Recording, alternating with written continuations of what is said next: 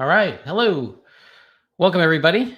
This is John Sviokla, and welcome to our latest Growth Innovator Series. And I'm pleased today to have a dear friend of mine, Steve Kahane, who I'll introduce in a minute. But what we're gonna deal with here is we're gonna try to understand what the future healthcare is in a post-COVID world. And the central thing that's happened with COVID in healthcare, as Steve will get into, is it is, of course, had a horrible human toll, and that human toll continues, especially in places like Brazil and India. At the same time, a side effect of this has been to accelerate the development of new cures, but also new behaviors, and the creation of more digital use in healthcare, more remote, more distributed care, and we're going to get into all of that and see if that we can't give some notion of where that's going to go. Um, Let me give you a little bit of background in terms of my background. For those of you who don't know, I'm a partner at Manifold. We're a venture holding company, and our love and our passion really is growth. All kinds of growth, helping organizations create new things, new products, new services, as well as growing their existing businesses.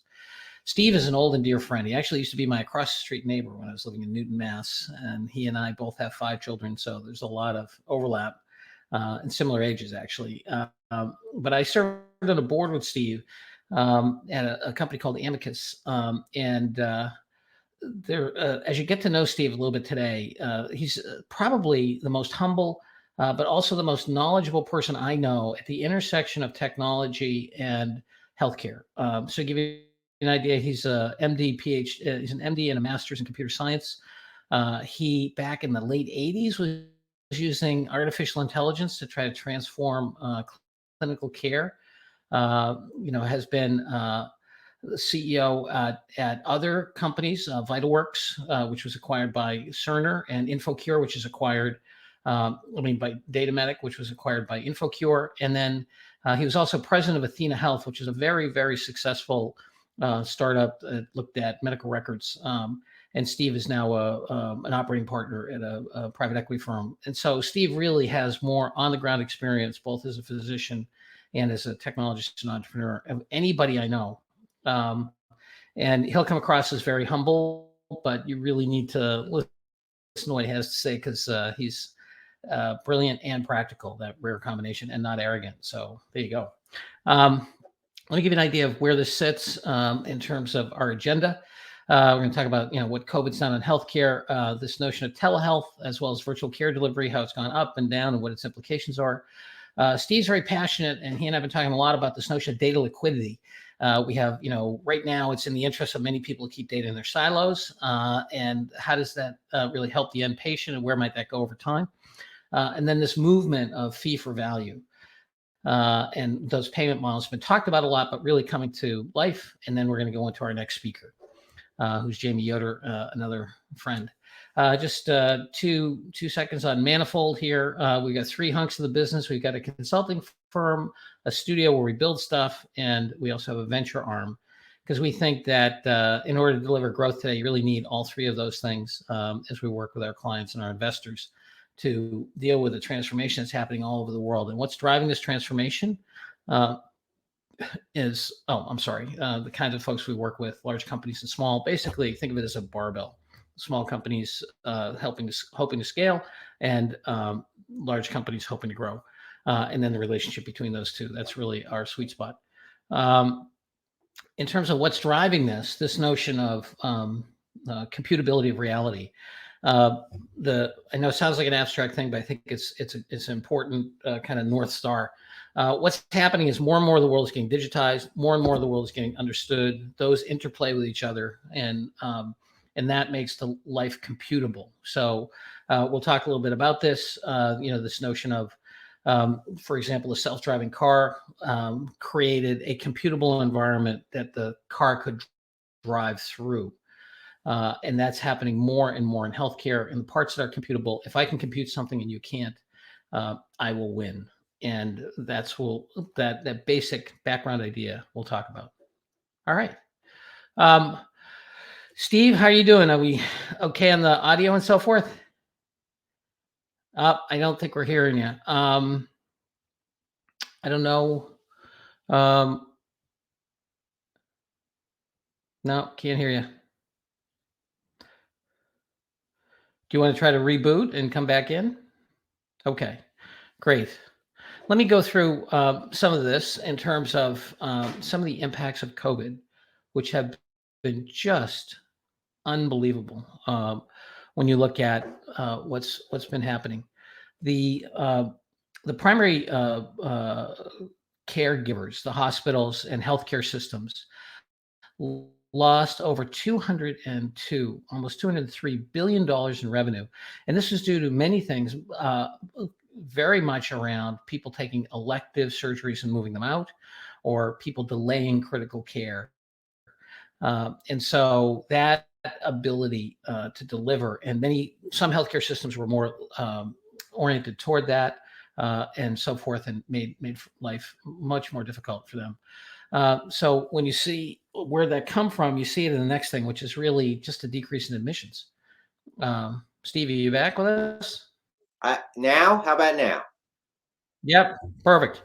Great. I was just saying that I was just going from the last revenue number and tying it to the decrease in non-COVID-19 medical admissions and saying that, elective surgery or anything that wasn't acute, even if it was critical care, was getting moved out on the provider side. So I don't know if you want to take it from there. Yeah, listen, the impact of COVID on a whole bunch of things in healthcare was, nothing short of unbelievably dramatic. I think in terms of volumes, not only did the volumes shift to to COVID-related care delivery, pushing out elective surgery, elective things. And again, you got to realize some hospitals ran with a lot of empty beds for a long time, just not being able to bring in people who probably should have had some things done for them, but couldn't because of the risks of them getting infected. I think the other thing that happened was a dramatic drop in ambulatory care visits, right? So about 50%, there are about 850,000 practicing physicians in the United States. About half of those are employed by hospitals, half are independent practitioners. The independent practitioners really had a tough time. They were not necessarily equipped to handle a situation where they couldn't see patients. And so that was another thing that didn't get as much press, but it really put at risk an important part of our healthcare infrastructure, these independent docs, who, by the way, who tend to be, with all due respect to the hospital-centric health systems that we have around the country, very important set of care providers of ours, a very important part of our infrastructure for care delivery. Those independent doctors tend to be a little more productive than the ones that are employed by hospitals. Mm-hmm. And so a lot of care is delivered that way, and they couldn't deliver care the way they used to. That did help accelerate dramatically what many of us felt was going to eventually happen anyway, and that is the adoption of alternative care delivery models, technology to support telehealth and alternative sites of care delivery. And we'll get into that in a little bit. And Steve, I forgot to mention early on too, if folks have questions, please feel free to go ahead and put them in the chat, and we'll try to get to those as we go along. Yeah, I'll mention one other thing here, which is, and listen, I got asked this question last week. I gave a talk. I was a fireside chat at Harvard Medical School, and I was asked the question: if you're going to go into the business of healthcare and you have interest in being involved in the technology revolution that's going on in healthcare, what's more important, to be really, really good at technology and know what's possible, or really, really understand what drives the business of healthcare and care delivery? And that is a tough question. I unfortunately think that healthcare is complex enough with all the constituencies involved in care delivery that you really have to make sure you've got both bases covered. I'm sure that's true in most arenas. But I think healthcare tends to have a few more sort of outside observers, or I had one person tell me that the number one spectator sport in America isn't football or baseball, it's actually healthcare. All these different constituencies watching the patient and the provider, do their dance. But we'll get into that a little bit later. But what happened during COVID, impacted certain folks a lot more than others, somewhat related to how they get compensated for the care they deliver, and the folks they're responsible for. But we'll get into that a little bit more later. For sure. Yeah, I mean, this notion of you and I were talking about, the level of investment, just the amount of money in general, being put to work. I remember when before I retired from PricewaterhouseCoopers, PwC, they have a wealth forecast, and they were forecasting an increase in global wealth available for investment from 60 trillion to over 100 trillion. And I think we're well above that now, given the growth in the economy and so forth. So anyway, could you speak to this a bit? Yeah. Well, I think the stats tell a lot of the story. I think Q1 of 2021 was another record-setting quarter for investments in digital health companies. Listen, I think I was just talking to John actually earlier today about that's a wonderful thing in many ways. If you're a seller today, you're in great shape. If you're a buyer, it's pretty tricky because there are a lot of bidders for good businesses. And the multiples, both public and private, are as high as they've ever been, higher than they've ever been, excuse me, and pretty dramatically so. Again, I was with athenahealth for about 8 years. We usually led the pack in terms of market multiples, in terms of our, whether it was a multiple of revenue or EBITDA, we were usually right up there near the top of the chart because we were a fast grower. We had pretty nice gross margins, and people believed we had the opportunity to expand gross margins over time. When I say we were at the top, we were trading at 5, 6, maybe 7 times revenue at times. Now there are numerous healthcare IT companies that are trading over 10 times revenue, some even higher than that. So it's record-setting levels of valuation. That's sort of the good news for sellers, bad news for buyers, but it's great for innovation. There's a lot of money coming in supporting entrepreneurs and innovators, and we need that in healthcare. There's no question about it.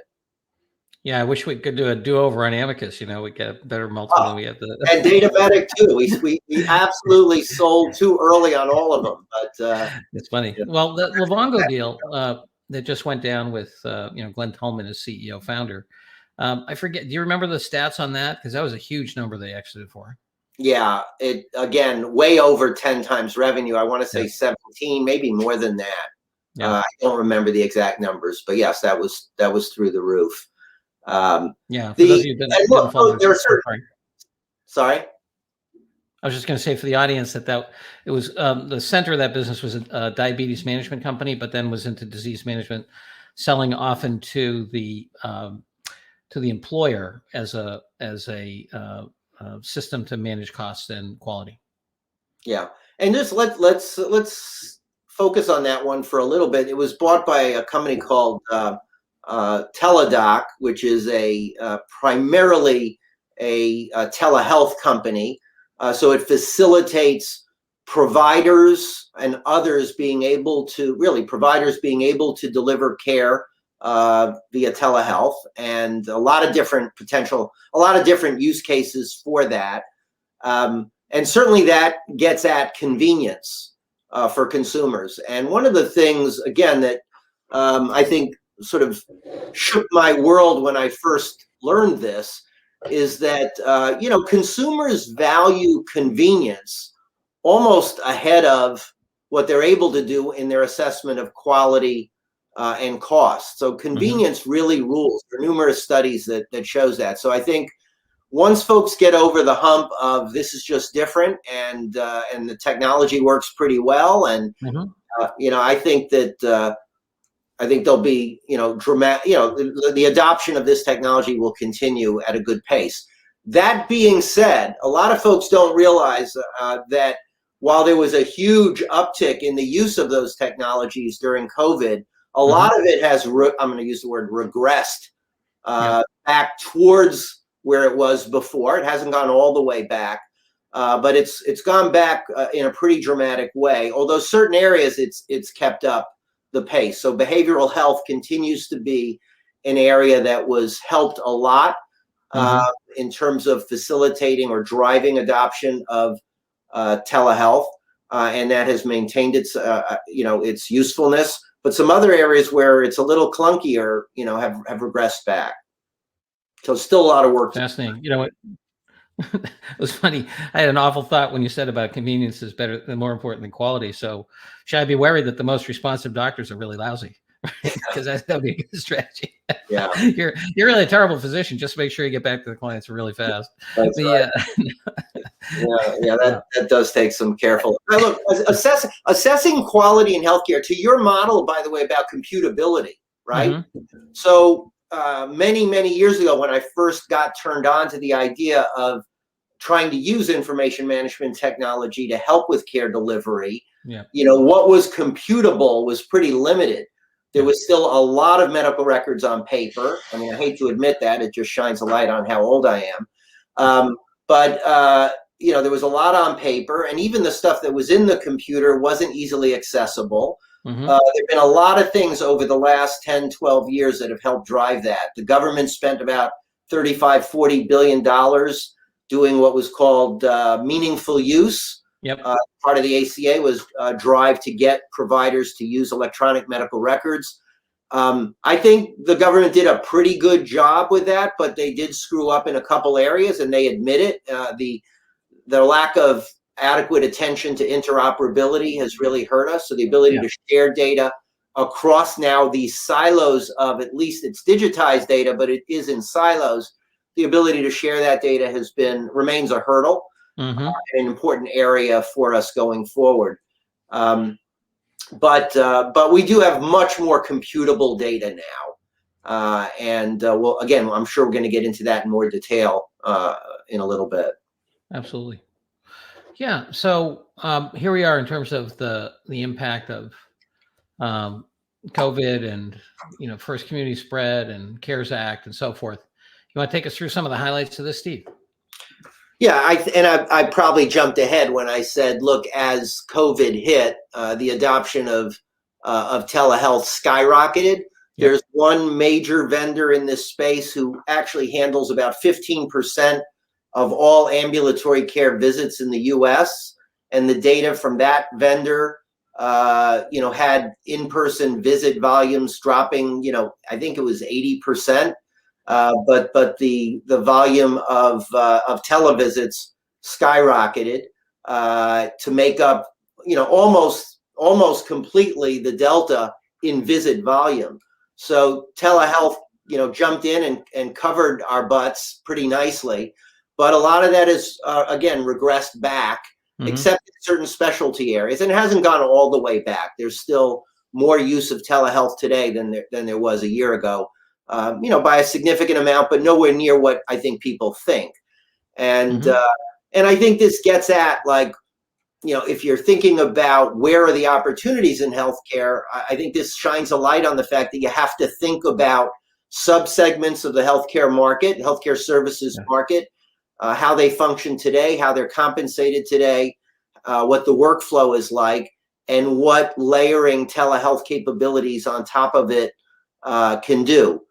Just as an example, I'm executive chair at a company called Groups Recover Together. It's the largest and fastest growing ambulatory care opiate use disorder treatment company in the space. About 80 centers in about 15 states, combines medication assisted treatment with group therapy. Well, about the last name you want for your company when COVID hits is groups, because groups can't get together. But that company already supported telehealth to some extent, but it pivoted, I think, on March 22nd, 2020, to doing, instead of 700 group therapy sessions per week in person with maybe 10% handled via video to 100% video based. Now grown to over 900 a week, all telehealth based. And fortunately, the payers and the government did what they needed to do to support, that model of care delivery, and patients got the care they needed. But just a good example of where technology jumped in, and that won't ever go back to the way it was. We did a survey at the company of the current membership. 80% of those members don't really want to have to go back to in-person meetings, certainly don't want to have to go back to in-person weekly meetings. And as long as we can confirm that we're delivering high quality care there, which we've been doing, I think that's going to stick. So it's a good example of certain market subsegment in the provider space being very amenable to good use of telehealth. I remember many, many years ago, I was back when I was a professor at Harvard Business School. We had Bob Johansen come, and he was the I think the founder, but certainly the leader of the Institute for the Future in Silicon Valley. And Bob said had this very interesting model that it builds on another model by a guy, I think it's by Tushman anyway, or maybe Bachman. Anyway, it's about group formation. So there's norming, storming, performing, celebrating, or something like that. And Bob basically said, hey, look, you need a mix of physical and virtual, right? So when you're doing the the norming, you probably want to be physically together, or the storming, the performing, if you set your goals and objectives and so forth. And I always thought that it's not that one is going to be a complete substitute for the other, but the balance seems to have changed, certainly in certain kinds of therapy. I mean, psychiatrists, psychologists. I mean, all my friends are in that business. By the way, for our audience that doesn't know, Newton, Massachusetts, where Steve and I used to live, Steve lives in Boston, I live in Chicago, has the highest per capita number of psychologists and psychiatrists of any place in the nation, to which I always think, is that a statement of supply or a statement of demand? And I will tell you, as a general rule, psychiatrists make terrible soccer coaches. It's been my experience. Anyway, great insight. Great insight. And the guy I'm thinking. The guy I'm thinking about. Anyway, walk away with. Yeah. Really. Yeah. Anyway, but that profession, it seems to be one that where the move has and coaches, executive coaches I talk to, things like that, very much different. So I think it's interesting you should say. Yeah. That balance is different. And the other thing I think a lot of people don't necessarily appreciate is the amount of intelligence which is now going to be layered into this environment. Like there's a friend of mine who is in charge of the Zoom platform, and he's going to be releasing in July, the next level of Zoom integration, and the kinds of tools and technologies that are going to be layered in on top of this, whether it's facial recognition, emotional profiling, security, analysis, other kinds of data, so that, when I'm looking at you, Steve, I have an overlay of, your background or what's going on or your voice stress or who knows what. Once we make this interaction environment computable, we can have lots of different dimensions. And I'm sure many of those will be relevant to healthcare. I got to say, there are several companies doing exactly that, sort of monitoring voice and video in those kinds of sessions, group therapy and individual therapy, and just looking for ways to detect earlier, issues that we can intervene on. I think the other thing to keep in mind here is, to your point about the right blend of brick and mortar and tele. The whole convenience thing, when you think about it, it sort of scratches that itch, right? There are a lot of things. I know, I have, as you pointed out, I have 5 kids. They're all young adults now, but they have no patience for the old model of going, trying to schedule by making a phone call, then, going into a waiting room and sitting and waiting. The whole idea of, okay, doctor, the patient will see you now, as opposed to, okay, patient, the doctor will see you now. That's happening already. And, Mhm. companies like One Medical, a whole bunch of companies that have gone public within the last year that are really trying to do that, I think, strike that right balance of physical and virtual. One Medical's one, Oak Street Health, Alignment Health, Signify Health. There are a whole bunch of those companies. And these are actually tech-enabled healthcare services companies, right? Yeah. I'm not talking about tech-enabled software or tech-enabled software companies or services companies. I'm really talking about healthcare services companies that are coming out from ground zero as a tech-enabled service.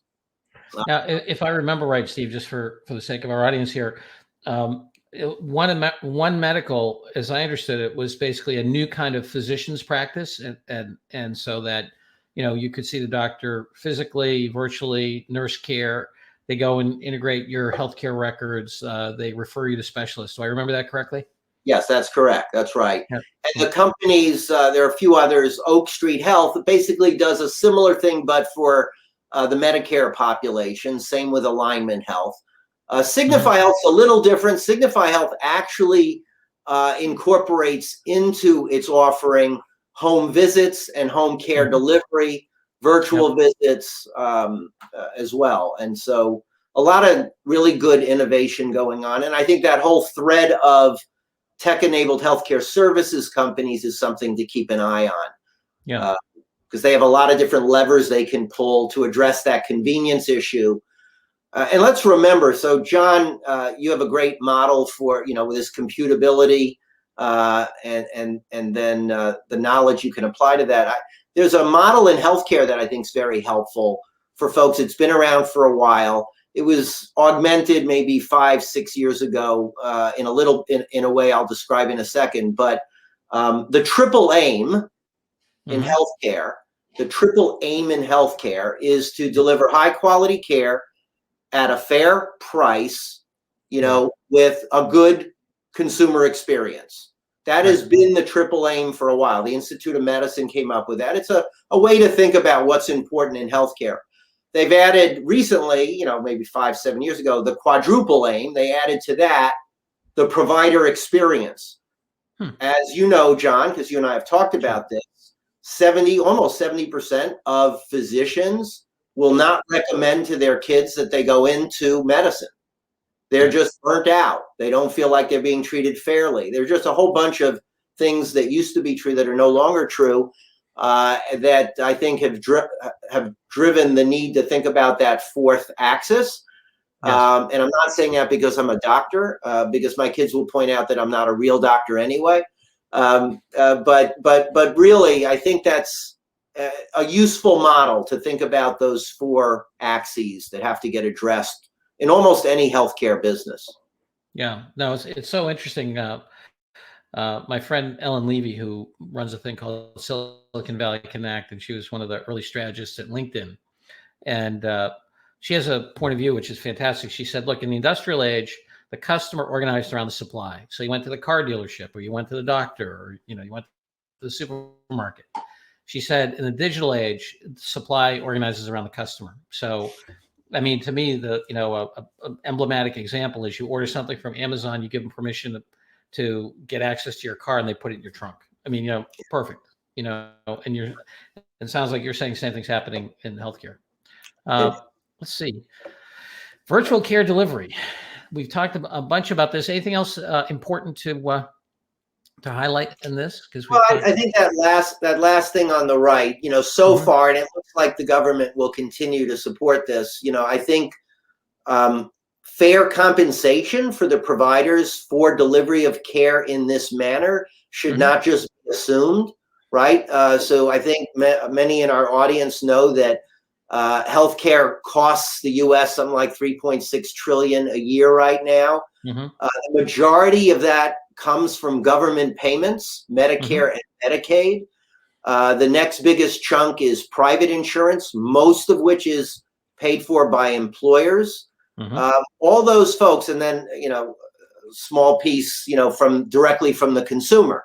That's a whole nother topic about high deductible plans. How much is that moving the needle? But let's not go there yet.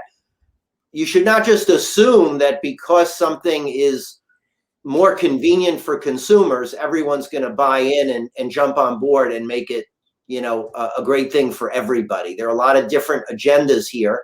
In fact, I think even to this day, although things look good for telehealth reimbursement, there are folks who are still very concerned about overutilization, right? Will this drive inappropriate overutilization or inappropriate utilization?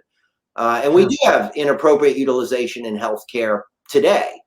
A lot of the studies that have been done show that probably 30% of what we do in healthcare really isn't needed. Now you're making certain things even more convenient. Is that going to just exacerbate a problem we already have? Yes. Yeah. No, I remember talking to a set of researchers who had done CAT scans of patients. I think it was part of the Framingham Heart Study. It was a subset of that. And they were basically, I'm 63, basically my age and older. And they said in 20% of the patients, they found stuff that should have been intervened on. So I've often thought you and I, Steve, should start a healthcare company. We just give away free CAT scans, and we'll have all kinds of demand. Well, there was a blip of that kind of activity in the mid 2000s, like 2005, 6, when reimbursement for ambulatory imaging was really, really high. There were a bunch of entrepreneurs that, especially out on the West Coast, that were doing these full body scans. Yep. For folks. Don't underestimate the potential harm of false positives. Sure. In that environment, right? That's the thing that I think kills that kind of idea, or doesn't kill it. It makes it a little trickier. Yeah, I was only kidding. By the way, I glanced over at the chat area, and I just zeroed in on someone raised the question about alignment of incentives. Yes. Which I think is a big deal in healthcare. Right, it sort of gets at my comment earlier about the number one spectator sport. When you have so many different parties with differing interests, right? Pharma wants one thing, the payers want another thing, the providers care about something else, and even within the providers, the ambulatory care docs care about one thing, the hospital guys want heads in beds. Like it just makes for the need to think through carefully with them what's in it for each of the parties, right? Mm-hmm. In terms of the CARES Act, the Cures Act and the CARES Act, the thing I wanted to highlight here had more to do with the interoperability piece.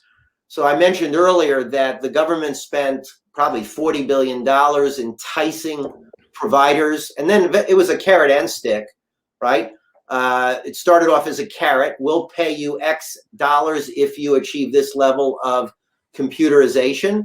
And then it began, if you don't get there by this date, we're going to dock your Medicare reimbursement, 1 or 2%, and you're going to feel that. That's going to be painful. So it was carrot and stick, a pretty, I think, well-designed way to get the country to move in the right direction in terms of automation support. But the interoperability thing was not dealt with aggressively at the time. The CARES Act, Cures Act, those things have helped drive some, I think, positive movements on the interoperability and sort of facilitating data flow within healthcare, which is really important to support better alignment of incentives and better activities that will support something where everyone can win, or most will. Yeah. Well, I mean, Francis Scully's been asking, and I think appropriately, kind of, where's the patient in all this, right? What are the patient-focused outcomes, and how do you think about CARES and data liquidity in terms of that set of issues? Yeah. Well, again, how you measure quality in healthcare is a tricky thing. The good news, again, I think the good news is that there has been an absolute pattern of the folks who tend to define what quality is and how that works within reimbursement. There's been an absolute pattern of weighting more heavily over time the opinions or perceptions of consumers. Mm-hmm. And so HCAP scores, CAP scores are all aimed at, influencing the way providers deal with patients. The better their patient satisfaction scores, the more they get paid.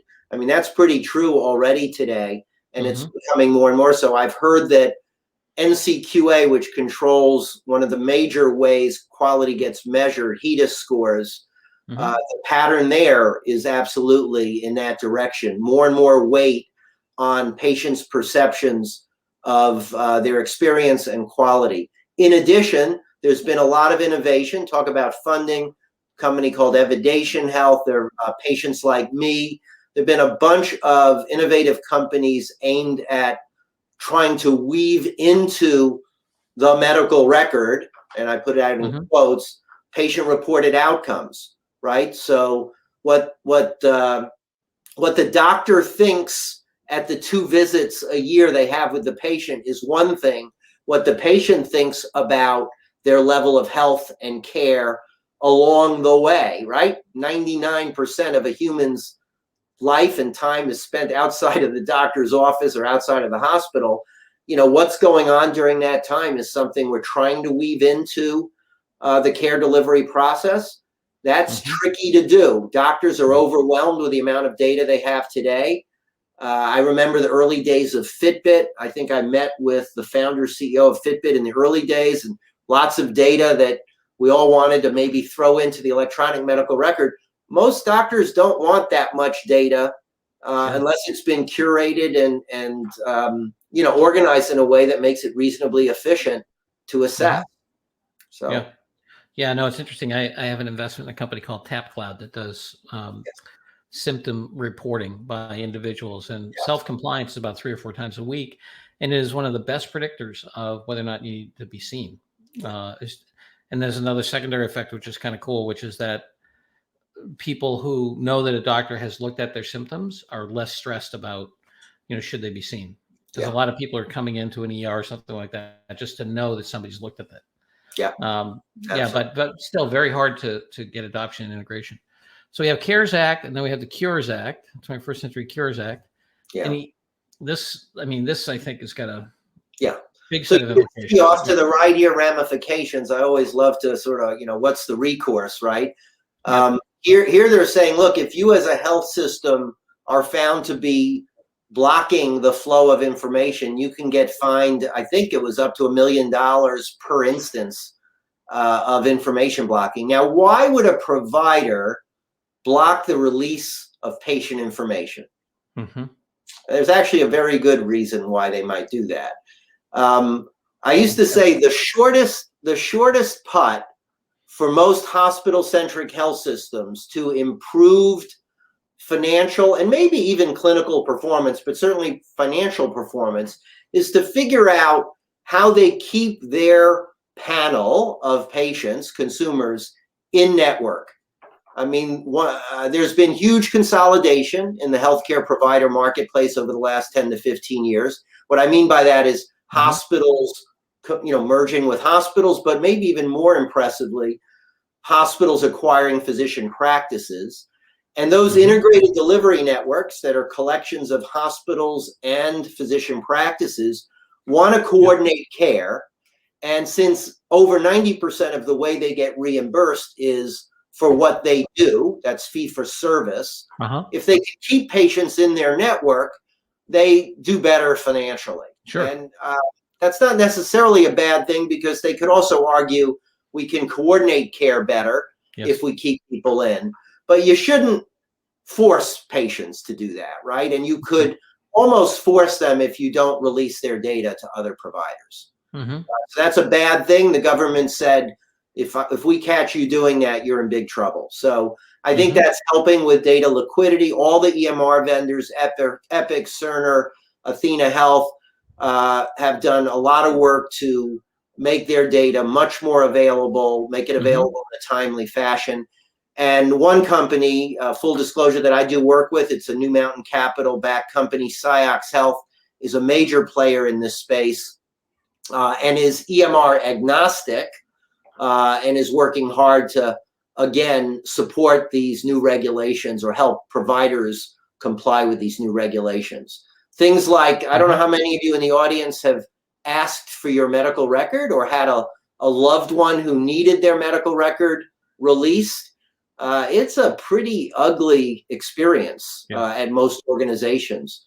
And most of these organizations, it's just not a competency they've developed to be able to know what to release, abide by all the regulations, right? You don't just release personal health information willy-nilly. You have to track who'd you release it to and why, and did they have the rights to that and all that stuff. SIOX actually helps organizations do that. About 3,500 of the 5,500 hospitals out there, and is using technology to make it better and better over time, both the consumer experience, but also there are a lot of other folks who want access to those records, the payers, insurance companies, lawyers, Social Security, Disability Administration, and so on. So I think and you have the regulatory stuff. You also have the hackers in there, right? Because the value of being able to do false billing and things like that. I remember a number of years ago, I was talking to a cybersecurity expert, and they said, forget about stealing your identity for your credit card and stuff. That stuff's only worth a couple cents. If I can get access to, how to bill you for fake, how to bill your provider, your insurance company for fake provider stuff, that's worth 10, 20, 30, 40 bucks a record at the time. It's probably been competed down. We've talked a lot about this, in terms of data liquidity and so forth. Steve, I know that there's a tremendous amount, you mentioned before, there's a tremendous amount of capital and money and so forth moving into this. Let me focus a little bit. As you think about things like data liquidity and patient-centered healthcare and even relationships, with the end patient as being, we know from common sense and also from data that, a lot of times your bedside manner is as important as whatever drug you're, giving, and, whether or not people feel like they're being cared for by a human being, not just a system. What do you think of the whole entry of private equity into the provider space? Is that a good thing, a bad thing, or a depends thing? If people look at my background and what I'm doing now, they're going to probably believe that I'm biased in my answer, and maybe I am, but I'll try hard not to be, Sure. And not have it be self-serving. But I've been working with venture and private equity really since the late 80s. Sure. And I think that almost, really with rare exception, folks try to do the right thing in terms of making sure there are benefits for the consumers, benefits for the providers, benefits obviously for whoever you're selling to. So I haven't seen any issue with that. I believe that for-profit ventures in healthcare drive innovation, and that's been a net very positive thing for us in healthcare. And I'm pleased, as I said early on in this session, I'm glad there's more and more money coming in to do that. It's not a great thing for if you're trying to buy companies because prices go up, but all in all, for society, it's absolutely a good thing. Today, just as an example, today there are a bunch of companies working on trying to improve the consumer experience related to booking appointments. I mean, I called a dermatologist's office a year and a half ago trying to get an appointment, and I asked them, why can't I just do this online? And they literally told me, oh, you'll never, ever be able to do that. It's just too complicated. I mean, come on. That just can't continue. So there are companies like ZocDoc and Kairos and some others that are where a lot of private equity, venture and private equity money have gone into both of those companies. And there's been, I think, great progress in sort of breaking down those walls. An intelligent open table for healthcare, has to happen. It's going to happen, right? And I think the venture and private equity guys are going to make it happen, with all due respect to these wonderful institutions, Mayo Clinic, Mass General Brigham, Hopkins, where I trained. They're not going to figure that out on themselves. We need We need folks looking across the country to pull that off. Yeah, it just, I know you shouldn't overgeneralize some personal stories, but as we moved out here to Chicago from Boston, we had to reestablish new physician relationships and so forth. And I'll tell you, the very worst part was trying to see who's in network on my insurance company, which is an absolute horror show. I mean, the kind of thing where they would give you data was not only the doctor not there, they were dead or moved to another, it wasn't that they just weren't taking patients. They weren't even around. And that was the most current data compared to ZocDoc, which was completely painless. We got lots of good, anyway. And by the way, in the regs, I think it was in the Cures Act. I'm not sure. The quality of data being presented to consumers by payers, that's part of the reg. Like, those payers are scrambling right now to get better and better data. In fact, Kairos acquired a company, HealthSpark, that does provider directory management. Kairos did it on the provider side. Payers were doing it on the payer side, bringing that all together. I mean, why you should have Dr. Jones' profile have to be maintained in so many different areas is craziness. So we're getting better at that. Yes. Hey, I know we're getting toward the end of the hour. I wanted to, this is such a huge area, right? This whole fee-for-service value-based care. So I know you spent a lot of your career trying to, move toward value-based care, right? Outcomes, not inputs. Yeah, this is really, really important. I mentioned Signify Health earlier. They're a company that has spearheaded bundled payments and automation support for bundled payments. I think the next slide will get into the different types of value-based care. But let's at a high level just say fee-for-service is you get paid for what you do. And fee-for-value says, I'm going to pay you, a lump sum. It might be, monthly. It might be for a given episode of illness. That's a bundled payment.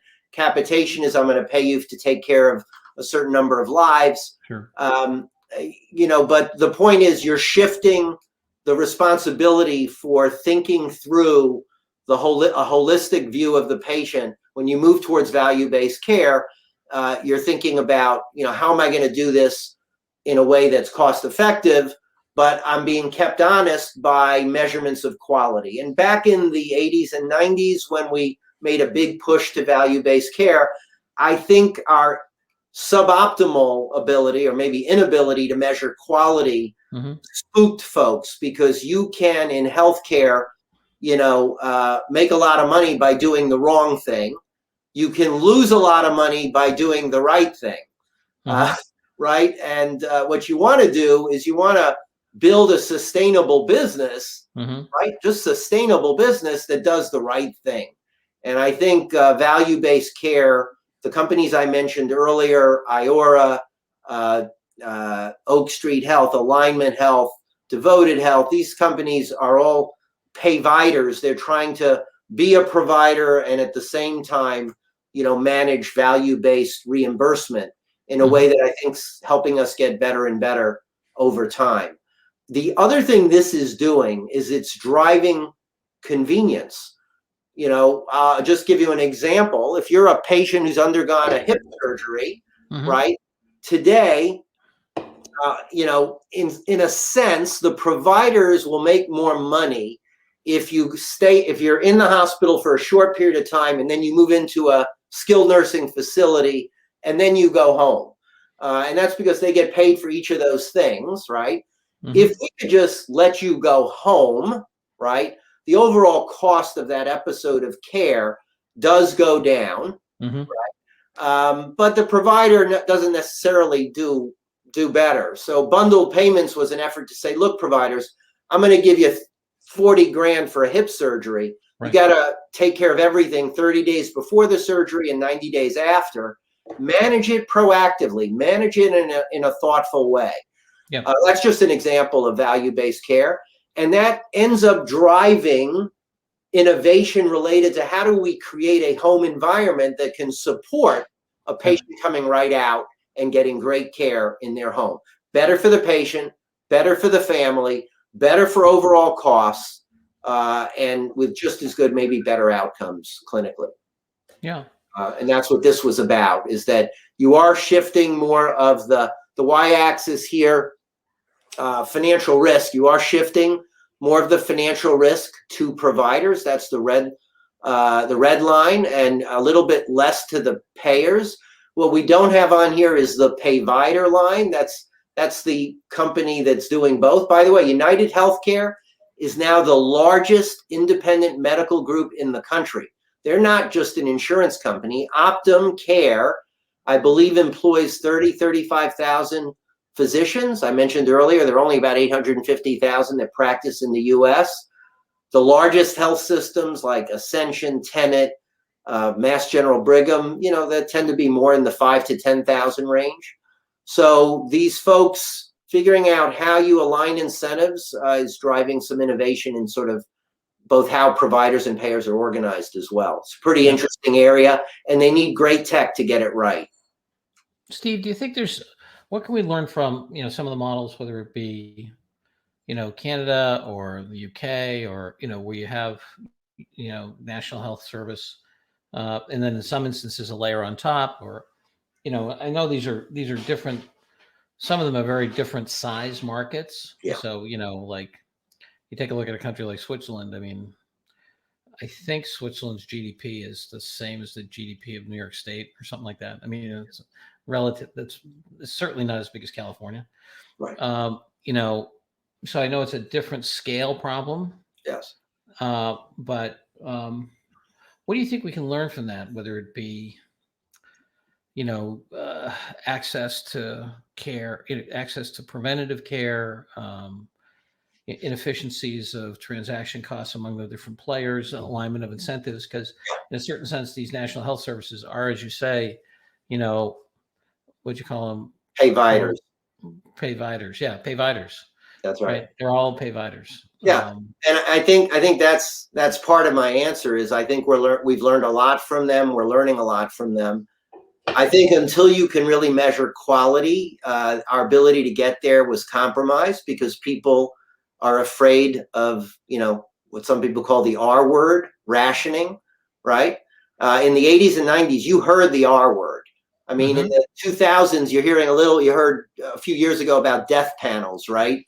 People not getting what they need. I do think there are cultural issues as well. As you and I have discussed, a lot of what you spend on healthcare in your life as an American is spent, your last year of life, and how different countries have navigated that. I'm not an expert in that area, but I'd point folks to the Commonwealth Fund, does some great work looking at healthcare service delivery models in different countries around the world. And I think we're trying hard. And to your question about private equity and venture, I think the smart ones have looked hard at those things and tried to stand on the shoulders of giants to make it relevant here.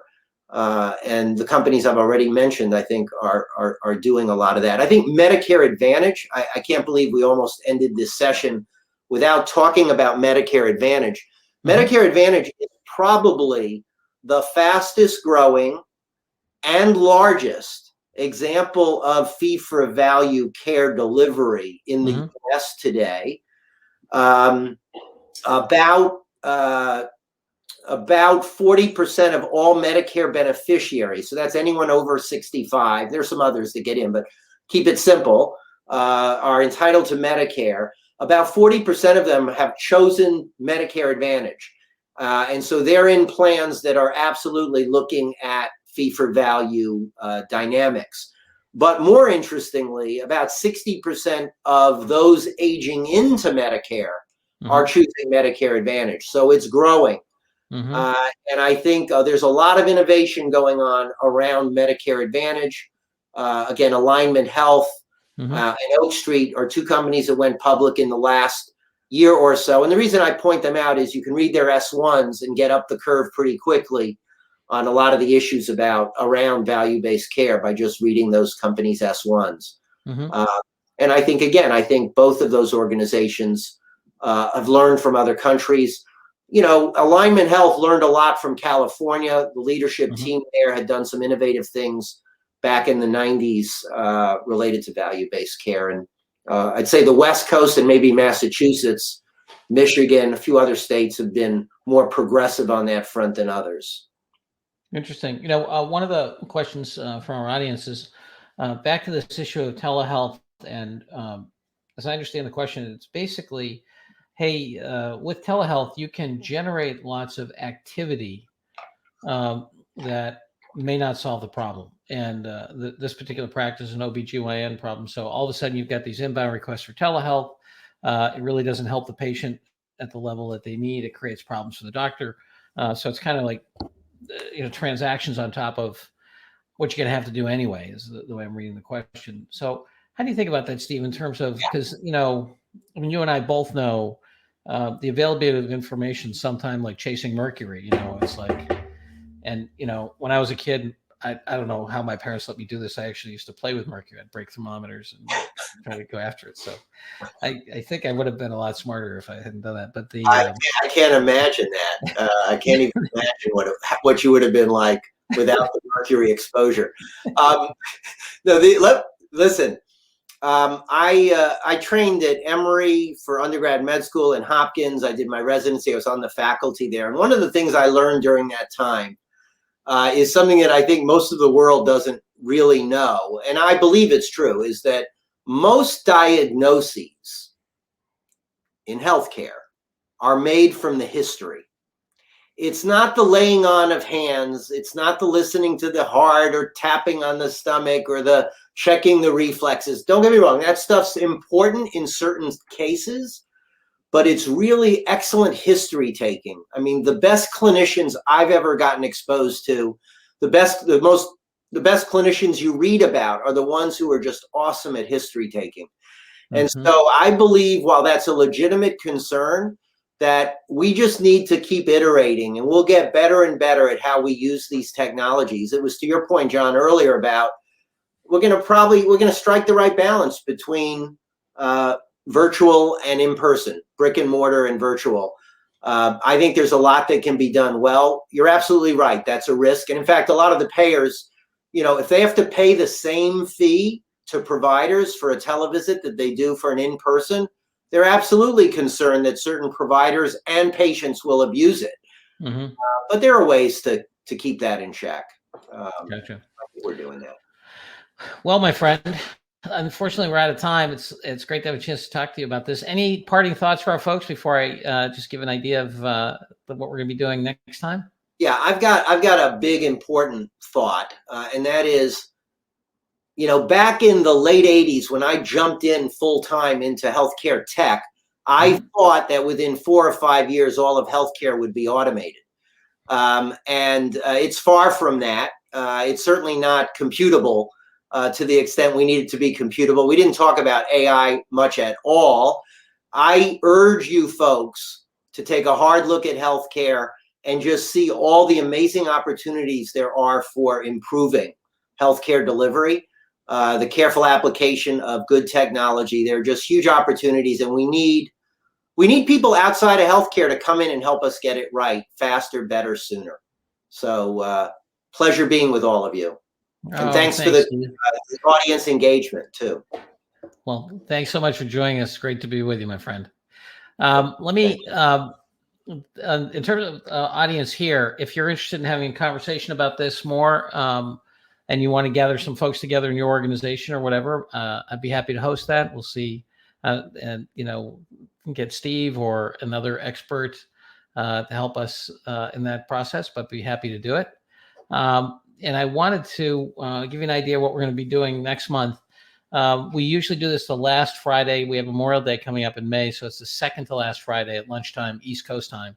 And it's Jamie Yoder. Jamie is a dear friend, worked with for many years when we were consultants together. Then he went over to be the president of a company called Snapsheet, and now has just taken on a huge job at an insurance platform company called Sapiens. And they are really one of the leaders in changing the nature of insurance, so property, casualty, life insurance, and so forth.